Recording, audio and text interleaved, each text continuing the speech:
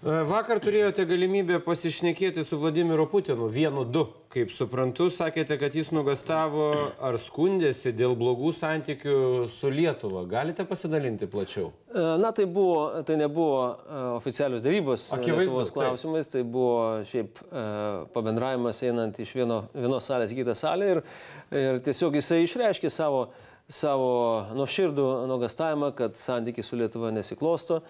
Antra vertus, aš jam informavau, kad premjeras Algirdas Butkevičius yra suinteresuotas Lietuvos ir Rusijos santykių pozityvia raida ir kad Lietuvos verslas suinteresuotas išlaikyti pozicijas Rusijos 140 milijonų rinkoje ir kad verslas ir vyriausybė ruošia verslo forumą Peterburge. Jis to nežinojo, jam tai buvo įdomu išgirsti, jis tai priėmė pozityviai.